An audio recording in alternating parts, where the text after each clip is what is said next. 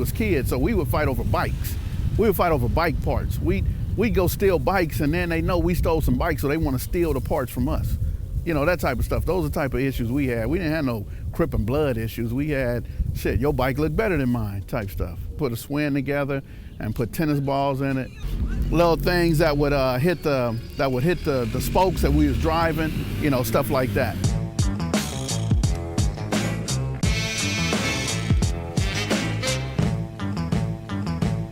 The homie Reggie Brown, I think his last name Brown, lived around there. He had a sister Beverly, and Tookie would go around there, mess with Beverly.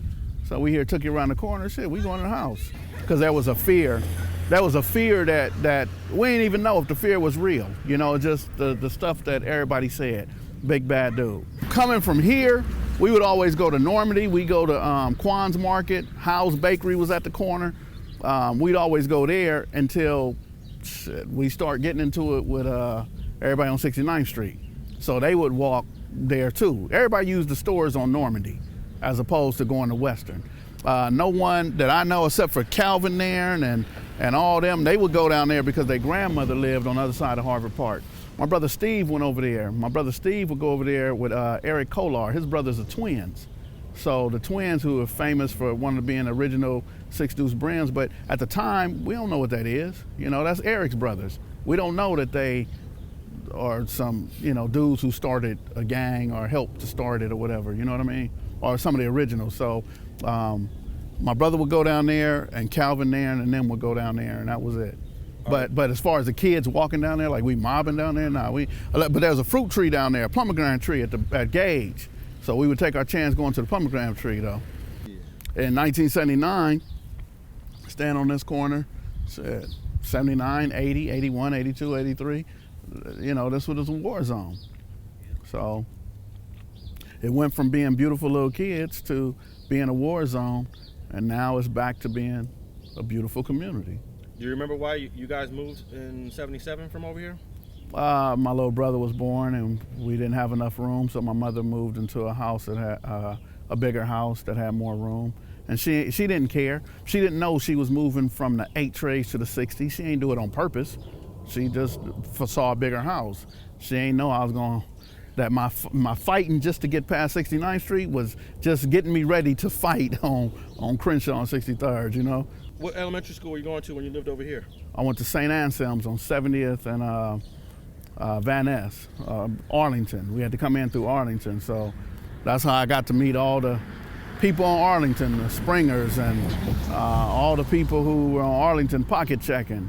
And they later on became the Rolling 60s, you know, but at the time it was just, shit, a bunch of bad kids tripping on the kids that went to Catholic school. Shit, I lost a lot of friends, childhood friends. I didn't gangbang with them, so I can't call them homies, but my friend Marcus lived on 67. He was killed around the corner about 3 or 4 years ago. Frank never made it to be 18, you know, Rusty and them brother, he was killed. Quan lived on 67th. He was the original Rabbit from over here. And he used to get into it with Pretty Boy, you know, but he got killed. And he said he was in bed. He was having a shootout. He ran and got in the bed, and the police came in his house, and when he bounced up, the police shot him and killed him. 76, 77, 78, 79, 80, I was in Inglewood most of that time. So I wasn't actually living in Inglewood. What we would do is go with my grandmother's house. So in 1976, my grandmother started taking all of her grandkids, and we would spend the summer in Inglewood. So 76, 77, 78, we was all in Inglewood at my grandmother's house.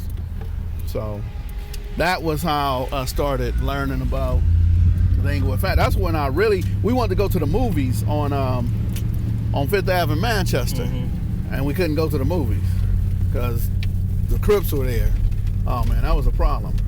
So then I remember one day we were going to go to the Fox Hills Mall, and the Fox Hills Mall, they were saying that the Crips were there too, and I was so mad. The dude, Kevin Bell, I think he's deceased now, but he was about 20 years old when we was 13, and he said, "Man, you might as well give me your money, cause shit, the Crips gonna take y'all money. You might as well give it to me." So I was adamant they not gonna take nothing from me, but you gotta understand, I was about 80-something pounds at the time. Man, I was so hot. I was like, man, I'm not having it, man. I'm fighting the Crips on sight. I'm taking off first. I ain't gonna have a chance to ask me nothing. So that's when my mouth got big, and I said, man, I'm against the Crips, man. When I got kicked out in 1977, I went to Sarah High School for like a semester. Now, some of these schools you're mentioning are private. Yeah, right? so most of them. That's when I left private school when I went to Sarah. So St. Bridget, St. Anselm, them is all private schools. And finally, my mother like, man, you getting kicked out of all the schools. So when I got kicked out of Sarah, she sent me to go live with my father, who lived on Sycamore, on the other side of the jungles. So now I'm going to Audubon. Now I'm going to Dorsey. Now I'm walking through the jungles. Now I'm learning all the Blackstones. You get it? So 1980, I went to jail, went to juvenile, and then when I came home, I went to go live with my father's grandmother. So she had property in Inglewood, but she had an apartment, one on Montclair and 12th Ave, one on Hobart, and she had her sister had a house on Harvard. It was difficult walking home from school. I went to Dorsey, so I'd have to walk through the 30s and the West Boulevards. So it was like, man. And for a minute, for about maybe 9 months, I was real cool with the dudes in the 30s until they realized where I was going. Shit, that ended quick. I was cool with Harold Mack, Rock, BB, the dude they call Dulo now, Gus, his brother Terrell, you know, David G, Doodoo. All them dudes was cool with me back in the days, but that blood Crip stuff kind of flipped everything. So they knew they was Harlem Crips. You know, shit, I was like a nomad. I was coming out of Inglewood, you know, so. So were you going down into the Dinker Park area hanging out? Hell no, I was not going to Dinker Park. How'd you know all those cats? From walking from Dorsey. They lived in the avenues. So walking home from school, we'd walk down Jefferson or, you know, whatever it was until it became an issue. So once it became an issue, well, really when Harold Mack went to jail, that became an issue because these other dudes don't know me like that. So they were like, oh, Skipp's of blood. So now what I started doing is going into the jungles after school. I would go into the jungles and just hang out till it got late and get me a ride home, you know. So who were some of the early Blackstones over there in 1980 when you was pulling up? All right, so very, very biggest name over there was Takufu. Takufu. I did not go on August. I did not go on Palmwood. I stayed away from Takufu. But Toyan from Blackstone would take me on the bus, and he taught me how to steal transfers off the bus. Go through the back door, we could sneak on. So he was teaching me how to hustle. So I got to give props to Toyan. Shaft, of course, was a big name. When my mother lived on Crenshaw, when she moved on Crenshaw, Shaft had a place on Hyde Park. And every morning going to school, I would see him, and I would see the kids I went to school with, like Dommy, Shell Dog brother, would be in the car with him.